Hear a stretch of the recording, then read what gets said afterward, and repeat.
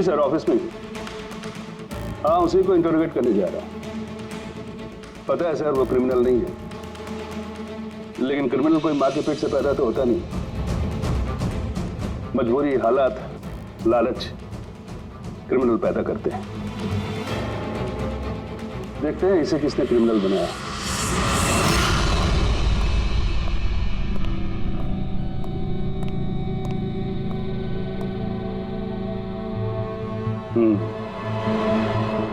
अब ये case CID नहीं, क्राइम ब्रांच को सौंप दिया गया है।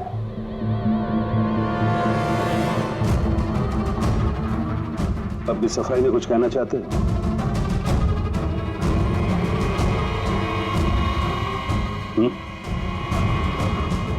मैं deputy commissioner of police Rajiv, बहुत सुना है तुम्हारे बारे में, लेकिन कभी सोचा नहीं था इस हालत में मुलाकात होगी। मैंने भी बहुत सुना आपके बारे में सर।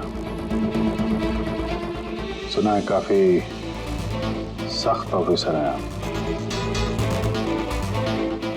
फिर तो तुम समझ गए होगे, थोड़ी सी भी ढील मैं तुम्हें दूंगा नहीं।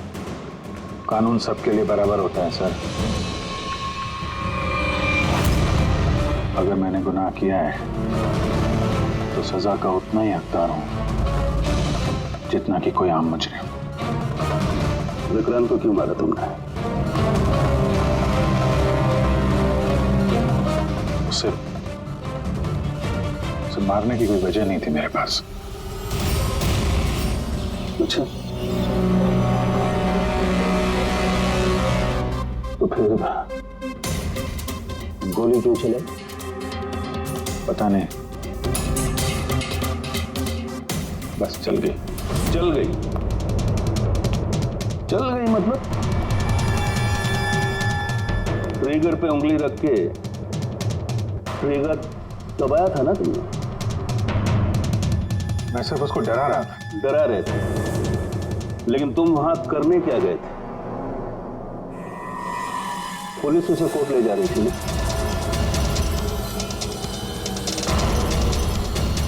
मेरे वहां होने की वजह जानने के लिए आपको सर मेरा और विक्रांत का इतिहास जानना होगा। बसों से 36 का आंकड़ा चल रहा है हमारा। कई बार वो मेरे हाथ आते आते रह गया, लेकिन इस बार मैंने उसे पकड़ लिया।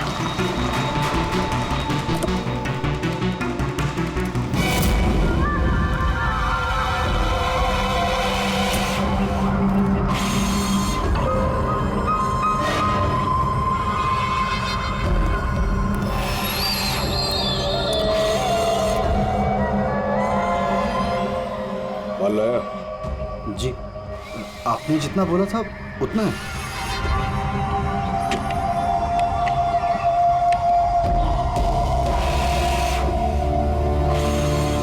गुड। अगला कंसाइनमेंट अगले महीने की 5 तारीख को। जी। पैसे? गाड़ी में।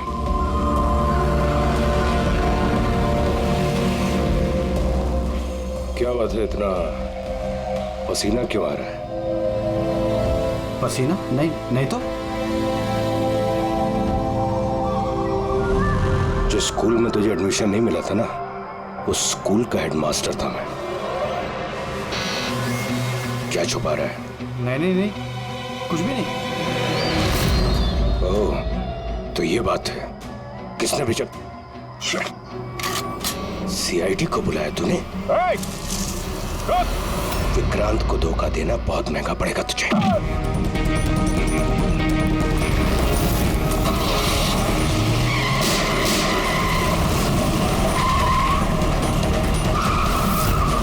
और इस तरह इस बार तुम उस तक पहुंच ही गए। हाँ, लेकिन हमेशा की तरह इस बार भी विक्रांत के नसीब में जेल की सलाखें नहीं लिखी थी।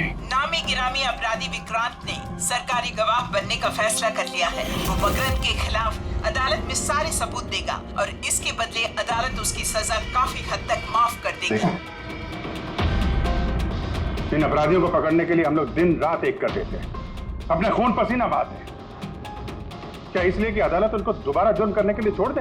अब अदालत को दोष मत दो अभिजीत। वैसे भी मकरन के खिलाफ उनके पास ज्यादा सबूत थे नहीं, और हमारा काम मुजरिमों को पकड़ना है, ना कि उनकी सजा तय करना। यार तो तुमको क्या लगता है, इसको छोड़ना सही है?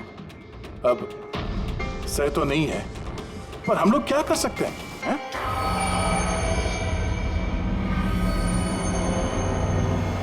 कर सकते हैं दया, बहुत कुछ कर सकते हैं। बहुत बड़े बड़े मुजरिम देखे हैं मैंने सर, पर ये विक्रांत कुछ अलग ही था। हर बार कुछ ना कुछ करके बच ही जाता। तो इस बार उसका बच निकलना तुम्हें मंजूर नहीं था, क्यों? यही बात है ना? ठीक समझा। इसलिए जब मुझे पता चला कि इस केस का इंचार्ज मेरा पुराना दोस्त मुरली है, तो विक्रांत से मिलना है मुझे। यार सिर्फ 10 मिनट। अभिजीत, तुम ये जानते हो कि ये मुमकिन नहीं है। This doesn't fit into any kind of protocol. मैं तुम्हें परमिशन नहीं दे सकता। परमिशन? वो आरती याद है तुम्हें? बीकॉम सेकेंड ईयर की स्टूडेंट, कैसे तड़पा तड़पा के मारा था उसने। किसने परमिशन दी थी उसे ऐसा करने के लिए? और वो 80 साल की बूढ़ी औरत जिसे आंख से दिखता नहीं था, उसके हाथ पांव काट दिए थे उसने। एक 8 साल के बच्चे तक को। अभिजीत, मैं उसकी पूरी केस हिस्ट्री को जानता हूं। फिर तुम ये भी जानते होगे किसी भी जेल में 15-20 दिन से ज्यादा नहीं टिकता ये विक्रांत। यार मेरा उससे मिलना बहुत जरूरी है। एक लड़की का किडनैप हो गया, पिछले 2 महीने से नहीं मिल रही है। सिर्फ विक्रांत जानता है कहां है वो। यह लड़की की जिंदगी का सवाल है, समझो यार, सिर्फ 10 मिनट। ठीक है, लेकिन सिर्फ और सिर्फ 10 मिनट। तो इस तरह तुम विक्रांत की कैंप तक पहुंचे, लेकिन तुम्हें तो सिर्फ उस लड़की के बारे में जानना था ना? ये सब कैसे हो? ये सच है सर, मैं सिर्फ लड़की के बारे में जानने गया था। मगर 5 मिनट का टाइम दे रहा हूं, दिमाग पे जोर डाल ले और अच्छी तरीके से हिला ले। आरजू कहाँ है? आरजू? कौन सी आरजू? किसकी आरजू? मैं नहीं जानता किसी आरजू को। वही लड़की जिसे तूने किडनैप कर रखा है। ओह सॉरी, भूल गया था। कहाँ रखा उसे? जानता अभिजीत, पिछली बार भी मैंने एक लड़की को किडनैप किया था, फिर भूल गया था। फिर अचानक 2 महीने के बाद मुझे याद आया, तो फिर जाकर देखा कि उसकी लाश कुर्सी से बंधी हुई थी और उसकी लाश पर मक्खियां भिनभिना रही थी। और अब आरजू का भी वही हाल होने वाला है। ऐसा कुछ नहीं होगा।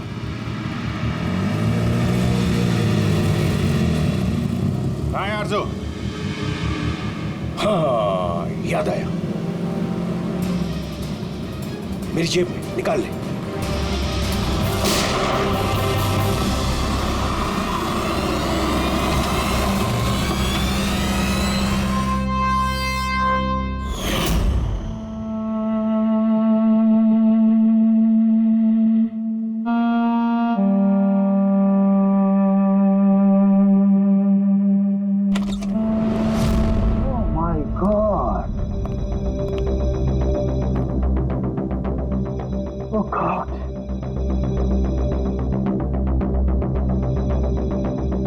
मुझे तुम जैसे जिम्मेदार ऑफिसर से ये उम्मीद नहीं थी मुरली। तुम्हारी निगरानी में ये हो कैसे गया? कैसे? हाउ? गलती मुरली की नहीं, मेरी है। सब मेरी वजह से हुआ।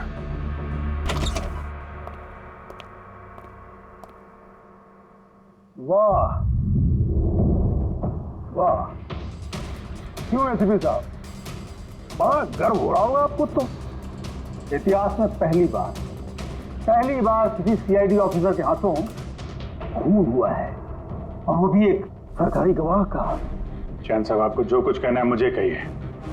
अपराध मैंने किया है। तुमसे नहीं, एसीपी प्रद्युमन से ही बात करूंगा। क्योंकि अगर सीआईडी की नाक कटती है, फाइनली सारी जिम्मेदारी प्रद्युम्न के कंधे पर ही आती है। इसलिए तुमसे ही बात करूंगा।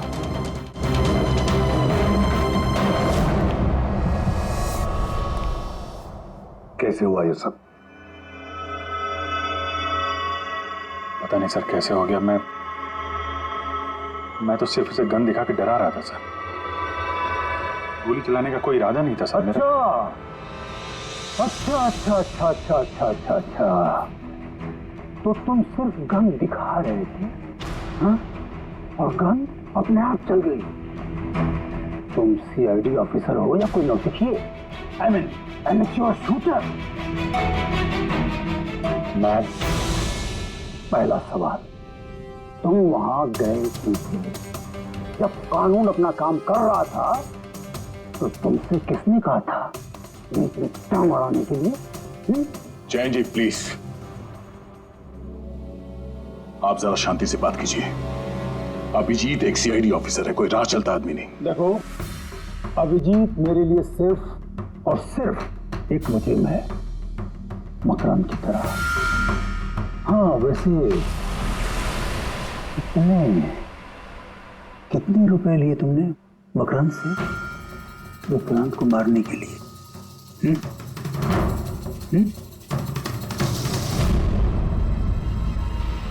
अगर तुम एक वकील ना होते और मैं एक सीआईडी ऑफिसर नहीं होता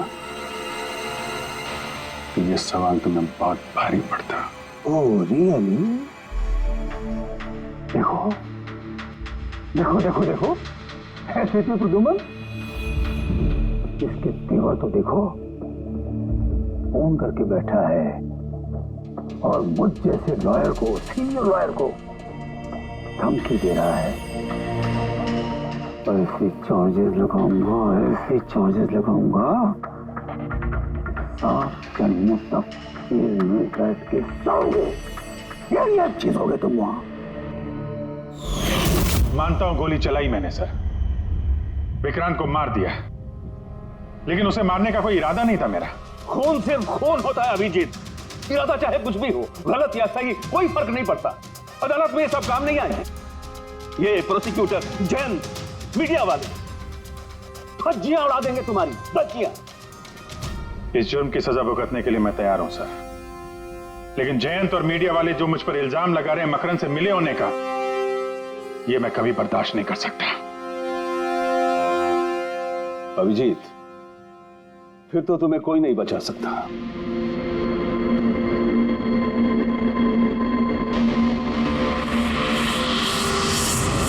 सारे सबूत और गवाह अभिजीत के खिलाफ है।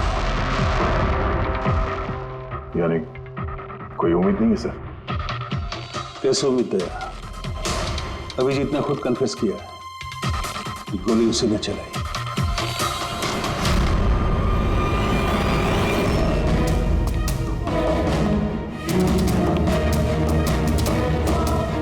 विक्रांत की मौत अभिजीत की गोली से नहीं हुई है।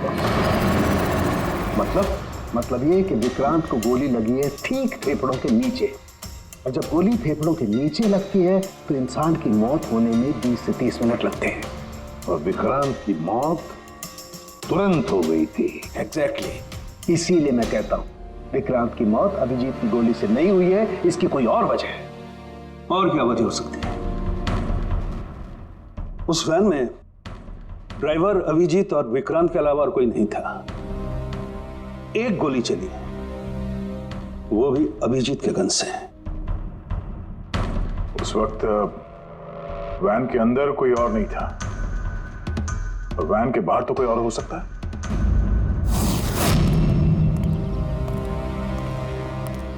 अभिजीत, उस वक्त गाड़ी के बाहर कोई था जिस वक्त गोली चली? नहीं, एक्चुअली पता नहीं, क्योंकि मेरा पूरा ध्यान तो विक्रांत पे था। अभिजीत, ठीक से याद करके बताओ, गोली चलने से पहले क्या हुआ था? कुछ अजीब हुआ था? कुछ भी? गोली चलने से पहले मैं विक्रांत से बात कर रहा था और हाँ, अचानक वैन को झटका लगा, गाड़ी हिल गई और विक्रांत भी थोड़ा गिर गया और मेरा भी संतुलन बिगड़ गया। और गोली चल गई। एक मिनट, झटका लगा। किस तरह का झटका? जैसे सड़क पे अचानक से कोई गड्ढा आ गया, पूरी वैन हिल गई। लेकिन यहाँ तो सड़क बिल्कुल ठीक है, दूर दूर तक कहीं कोई स्पीड ब्रेकर भी नहीं है, स्मूथ। यहाँ गड्ढा कैसे आ सकता है? हाँ साहब, झटका लगा था।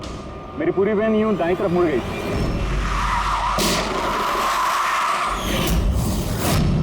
स्टीयरिंग खुद ब खुद घूम गया? हाँ साहब। ये कैसे हो सकता है? साहब ये तो मुझे भी पता नहीं चला कैसे हो गया। इससे पहले कि मैं वैन को संभाल पाता, पीछे से गोली चलने की आवाज आ गई।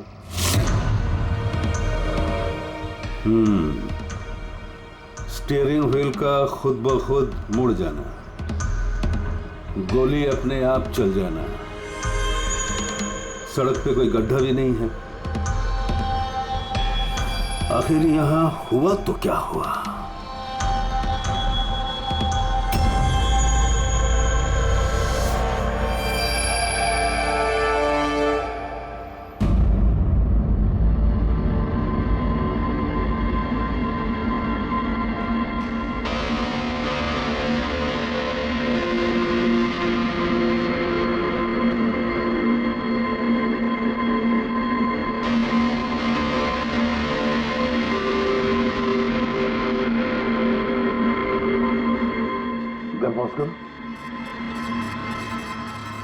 ये देखो, जब ये हादसा हुआ तो ये काली एसयूवी, ये काली गाड़ी उस वैन के बगल में से पास हुई।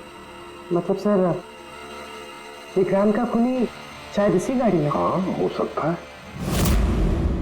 सर, ये गाड़ी कहीं रुकी नहीं सर, ये सीधे सीधे चली गई और दूसरी गोली की आवाज भी नहीं आई। और एक बात नोटिस की तुम लोगों ने, 11:17 पर वो काली गाड़ी पास हुई वैन के बगल से, और एग्जैक्टली 11:17 पर विक्रांत की घड़ी भी बंद हो गई। हाँ सर, अभिजीत की घड़ी भी 11:17 को ही बंद हुई थी। हाँ?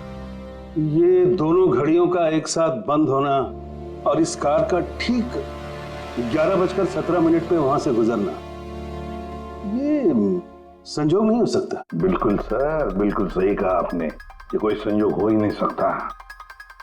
जरूर कोई ना कोई राज छुपा है उस काले रंग के एसयूवी में, जो अभिजीत की बेगुनाही साबित करेगा।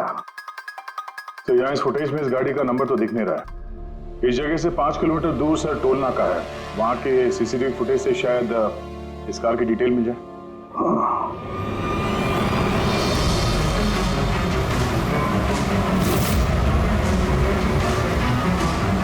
अगर वो गाड़ी टोल नाका से गुजरी ही नहीं तो यही कहीं आसपास होनी चाहिए, इसी इलाके में। सर, वो देखिए, काले रंग की कार।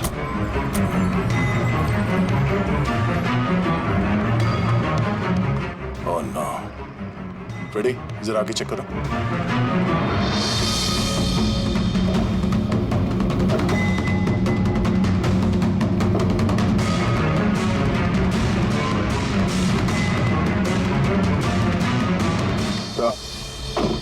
ये वही काली एसयूवी है, जला दी गई है।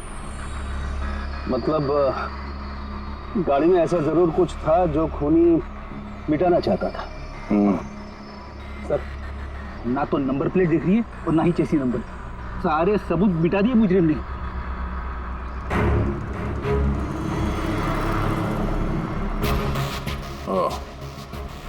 फ्रेडी, एक काम करो, जरा आसपास पूछताछ करो, देखो किसी ने यहाँ पे कुछ देखा है क्या। अरे सुनो, ये जली हुई गाड़ी के बारे में कुछ बता सकते हो क्या? जी नहीं। हाँ? ये देखिए, सीट के नीचे ये डिवाइस पड़ा था। Electric device. हाँ सारुण के, क्या डिवाइस है, कुछ पता चला? हाँ बस, पता तो चल गया है, लेकिन इसे अच्छी तरह से समझाने के लिए मुझे एक डेमो देना पड़ेगा आप लोगों को। मान लीजिए कि ये विक्रांत है और हम इसे मारना चाहते हैं, लेकिन हम इसके करीब नहीं जा सकते हैं, तो फिर इसे कैसे मारा जाए? कैसे? डॉक्टर सारुंखे, हमें पता होता तो आपके पास क्यों आते? प्लीज आगे बताइए। हाँ, बताता हूं।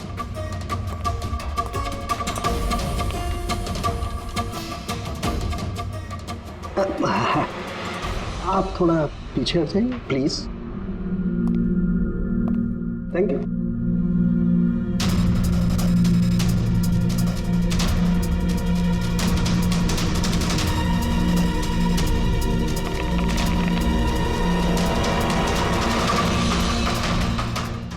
देखा आपने, बॉस बिना नजदीक जाए इसे ऐसे मारा जा सकता है। ये आपने किया कैसे सर? क्योंकि जैसे ही हमें इस डिवाइस के बारे में पता चला, हमने विक्रांत के पुराने मेडिकल रिपोर्ट्स मंगवाए जेल में से। ये स्कैन 2 महीने पुराना है और ये वाला स्कैन ये हमने कल रात को लिया उसके मरने के बाद।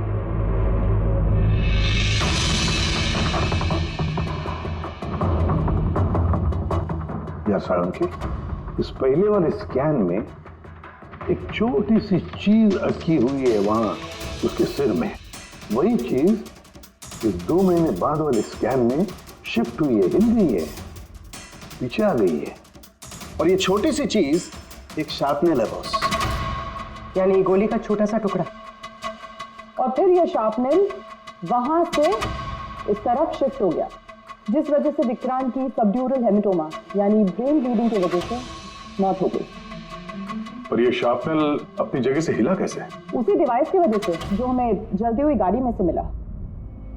तो गोलियों के टुकड़े को हिलाने का डिवाइस ही है? सिर्फ गोलियां नहीं रहा, इसने और भी बहुत सारी चीजें हिलाई, जैसे कि विक्रांत के हाथों की हथकड़ी, पुलिस वैन का स्टीयरिंग व्हील, दोनों के हाथ की घड़ी के कांटे, यहां तक कि अभिजीत की गन भी। मतलब लोहे की चीजें, तो जितनी भी लोहे की चीजें हैं वो हिल गई उस डिवाइस की वजह से। Exactly boss. और लोहे का सबसे बड़ा आशिक है मैग्नेट, चुंबक। बॉस, ये है वो चुंबक जिसके जरिए मैंने इसे उड़ाया। यानी उस काली वैन में भी एक ताकतवर लौ चुंबक था, जिसकी वजह से पूरी की पूरी वैन दाईं तरफ चली गई और अभिजीत की मेटल की गन वो भी अपने आप चल गई। हाँ, और विक्रांत के सिर में जो अटका हुआ शार्पनेल का टुकड़ा है वो भी शिफ्ट हुआ। सर, इतनी प्लानिंग के साथ तो वही मार सकता है जिसे शार्पनेल के बारे में पहले से पता था, उसका कोई करीबी। मकरंद, मकरंद मतलब अभिजीत सर बेगुनाह? No, not at all. इतने जल्दी किसी नतीजे पे पहुंचना ठीक नहीं होगा। मकरंद के खिलाफ जब तक हमको पक्का सबूत न मिल जाए, कानून की नजर में अभिजीत ही दोषी है। मकरंद के खिलाफ सबूत तो वही देगा ना जो विक्रांत के सेफ हाउस के बारे में जानता था, वरना मकरंद को कैसे पता कि विक्रांत किस रास्ते से कोर्ट पहुंचेगा। और विक्रांत की खुफिया जानकारी सिर्फ मुरली और उसके बाकी साथियों के पास थी। आप लोग ऐसा सोच भी कैसे सकते हो सर कि हम में से कोई गद्दारी कर सकता है? जितने ईमानदार आप लोग हैं ना, उतने ईमानदार हम लोग भी हैं। विक्रांत को कहां और कौन से सेफ हाउस में रखा गया था ये सिर्फ आप लोग जानते थे और कोई नहीं। ये सच है ना? हाँ सर, नहीं पता थी। यहाँ तक हमारे घर वालों को पता नहीं थी, तो फिर हम बाहर वालों पे क्यों इल्जाम लगाएंगे? शायद पैसों के लिए किसी ने मकरंद को यह जानकारी दी हो। प्लीज साहब, हम भी पुलिस वाले हैं, जान की बाजी हम भी लगाते हैं। आप इस तरह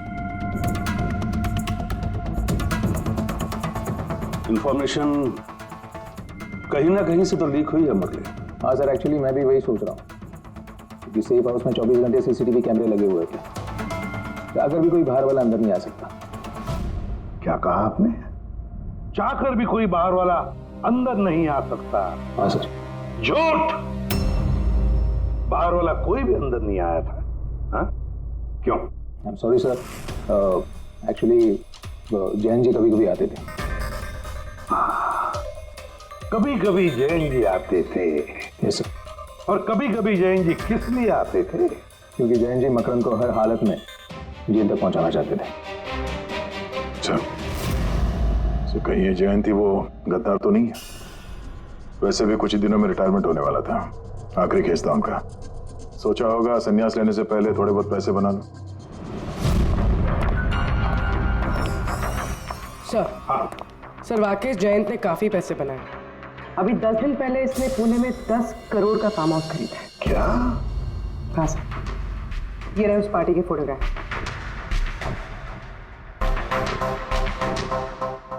एक मिनट, माय गॉड, दया पहचाना इसे? हाँ सर, ये तो जोगी है, मकरंद का खास चेला।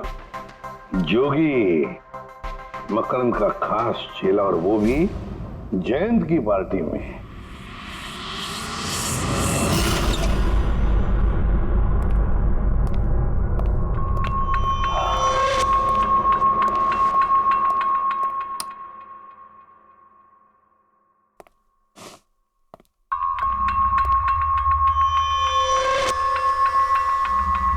तुम यहां कैसे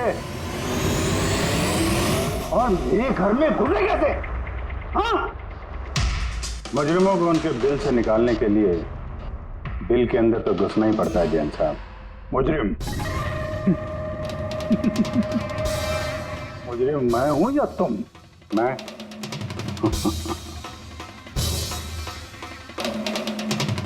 लेकिन ये तस्वीर, ये कुछ और ही कहानी कह रही है।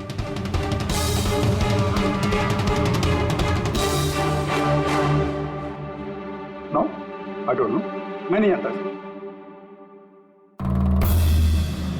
नहीं जानते? कमाल है, बहुत भोलेपन का नाटक कर रहे हो जयंत साहब।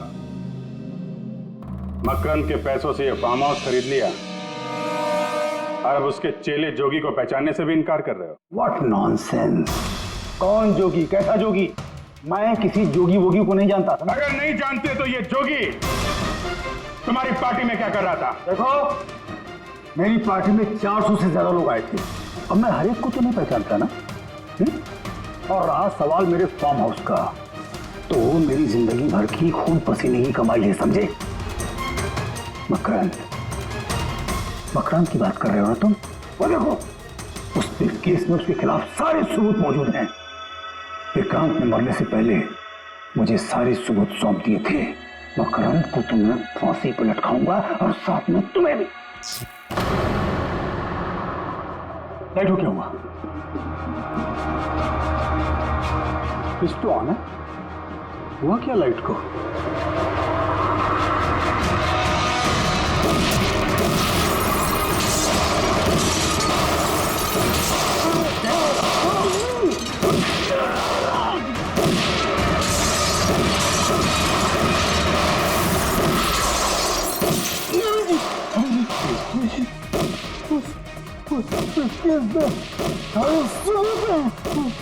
मकान के हाथ नहीं आना चाहिए। जी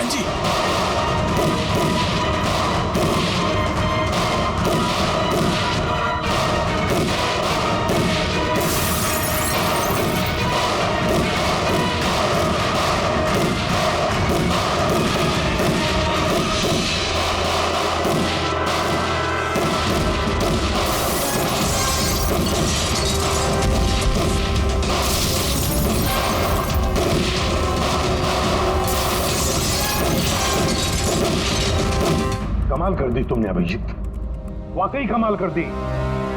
पर पूरी मीडिया तुम्हारे जान के पीछे पड़ी है, अब तो उनको लॉटरी लग गई। अब कह रहे जयंत का खूनी अभिजीत है। सर उनके कहने से क्या होता है? आपको पता है मैं निर्दोष हूं सर। लेकिन तुम्हें वहां जाने की जरूरत क्या थी? जैन के घर में, वहां के सीसीटीवी कैमरे में साफ दिख रहा है कि जैन के मौत के वक्त तुम वहां थे।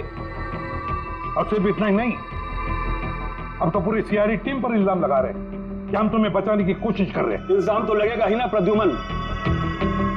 जयंत मकरंद के खिलाफ नया सबूत पेश करने वाला था अदालत में, और ठीक एक दिन पहले उसकी मौत हो गई। हाँ, लेकिन वो सबूत मुजरिमों का हाथ नहीं लगा सर। मैं लेके आया। जैन से मरने से पहले मुझे ये सारे सबूत सौंप दिए। ये सबूत, ये फोटोग्राफ्स, ये पेपर्स, ये सबूत काफी नहीं है मकरंद को अदालत में सजा दिलवाने के लिए। काफी नहीं है ये सबूत। तो पेन ड्राइव, वो पेन ड्राइव से कुछ पता चल सकता है ना? हाँ, अभिजीत, ये पेन ड्राइव पासवर्ड मांग रही है। जयंत ने मरने से पहले पासवर्ड वगैरह बताया था? नहीं सर, इसके पहले वो कुछ बोल पाते उन्होंने दम तोड़ दिया था। अरे यार,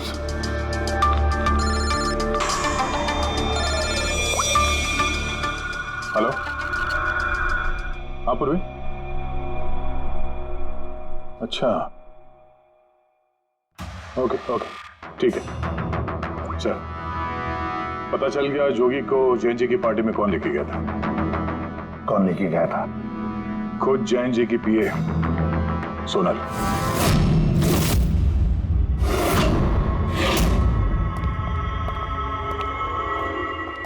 सर ये सब?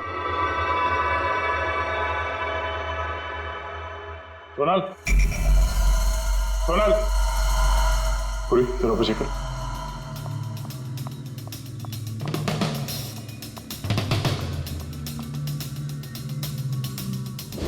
Sonal,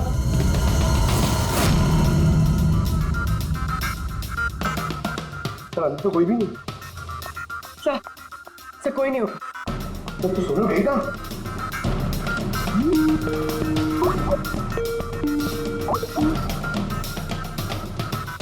video call?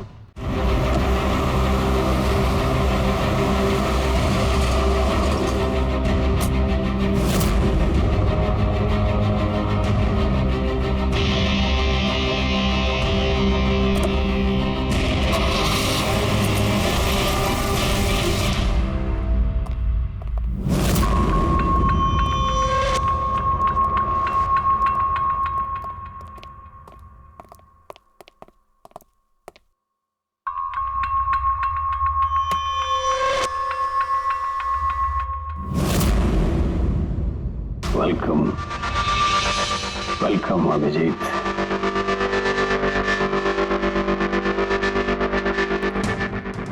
मकरंद के आशियाने में तुम्हारा स्वागत है।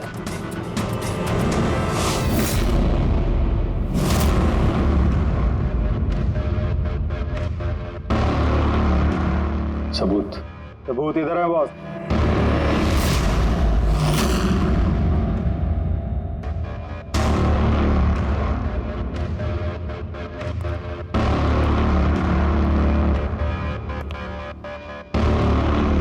मकरंद, सबूत तुम्हें मिल चुका है, अब सोनल को जाने दो।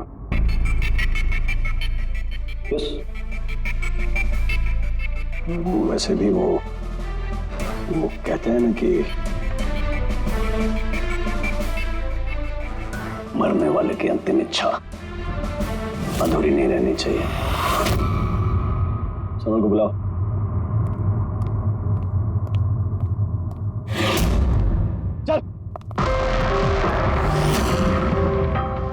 सर आप? सोनल तुम ठीक हो? हाँ सर मैं ठीक हूँ। तुम जाओ यहाँ से। लेकिन सर आप? मेरी चिंता मत करो, तुम निकलो, जाओ।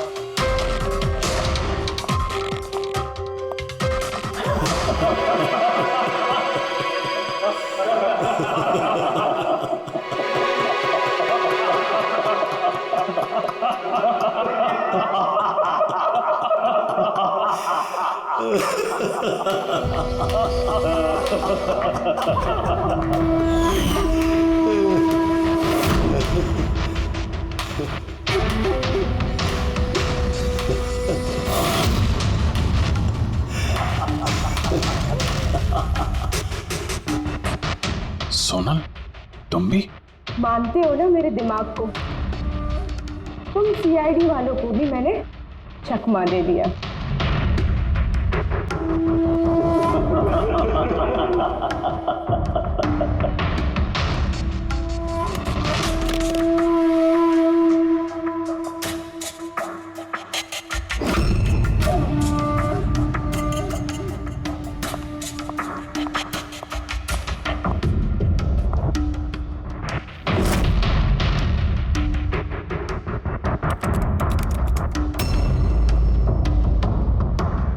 मुझे पता था जयंत यही पासवर्ड रखेगा।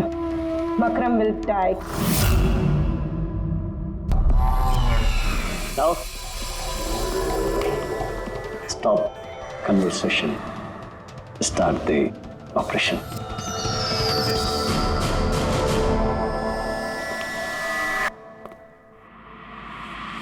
मरने का टाइम हो गया। टाइम हो गया? देखो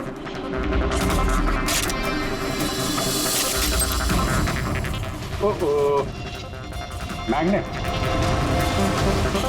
तुम लोगों को क्या लगा चुंबक को हथियार बनाना सिर्फ तुम लोगों को आता है?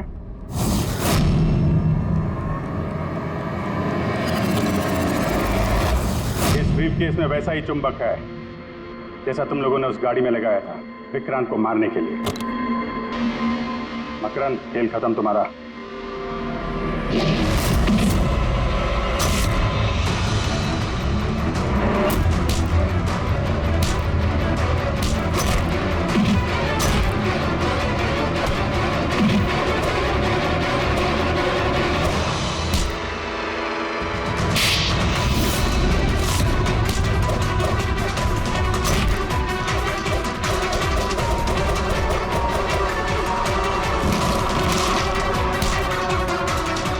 पैसों के लिए अपने बॉस को धोखा दिया? हाँ?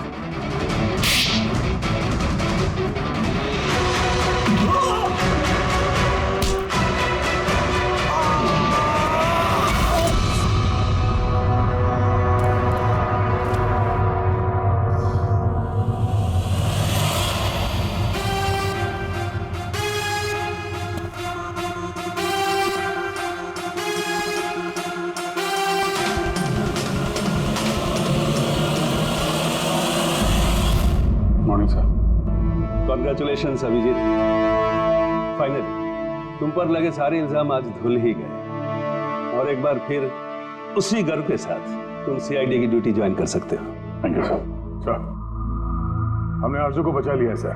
मकरंद के साथियों को पता था कि विक्रांत ने उन्हें कहाँ कैद करके रखा था, पर सर जयंत जी का सपना पूरा नहीं हो पाया मकरंद को जेल भेजने का। चलो जो भी है, all is well that ends well.